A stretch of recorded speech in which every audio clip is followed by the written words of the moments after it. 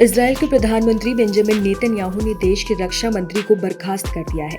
ये निर्णय तब आया जब इजराइल गाजा में हमास और लेबनान में हिजबुल्लाह सहित 7 मोर्चों पर जंग लड़ रहा है।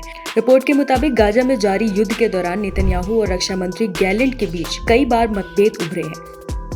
ऐसे में इजरायली प्रधानमंत्री ने जंग के बीच ही रक्षा मंत्री को बर्खास्त कर दिया है। नेतन्याहू ने गैलेंट के स्थान पर रक्षा मंत्री के रूप में विदेश मंत्री इजराइल काट्ज को नियुक्त किया है।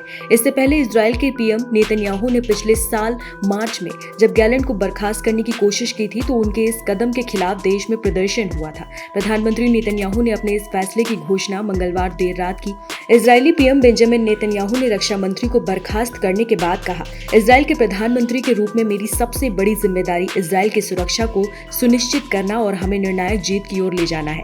उन्होंने कहा, युद्ध के दौरान हमारे बीच विश्वास की कमी हो गई थी। ऐसे में देश की सुरक्षा के लिए मुझे ये फैसला लेना पड़ा। देखा जाए तो वर्तमान में इजराइल इस समय 7 मोर्चों पर जंग लड़ रहा है, जिसमें सबसे अहम गाजा में हमास और लेबनान में हिजबुल्लाह के खिलाफ कार्रवाई है। इसके अलावा ईरान, सीरिया, इराक और हूती विद्रोहियों से भी इजरायली सेना लोहा ले रही है। जारी जंग के बीच पीएम का ये फैसला बेहद चौंकाने वाला है। अब नेतन्याहू ने गैलेंट के स्थान पर रक्षा मंत्री के रूप में विदेश मंत्री इजराइल काट्ज को नियुक्त कर दिया है।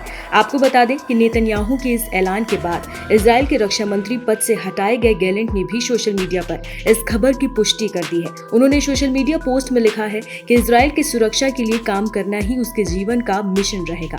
हालांकि नेतन्याहू के इस फैसले का विरोध शुरू हो गया है। लोग सड़कों पर उतर आए हैं, नारेबाजी कर रहे हैं। इजराइल के पीएम और उनके घर के आसपास सभी सड़कें बंद कर दी गई हैं। इजराइल के रक्षा मंत्री गैलेंट को इस समय बर्खास्त किया जाना एक चौंकाने वाला निर्णय बताया जा रहा है। दरअसल इजराइल इस समय हमास, हिजबुल्लाह, ईरान जैसे दुश्मनों से मोर्चा ले रहा है। ऐसे संवेदनशील वक्त पर रक्षा मंत्री को बर्खास्त किया जाना इजराइल के लिए एक बड़ी चुनौती भी हो सकती है।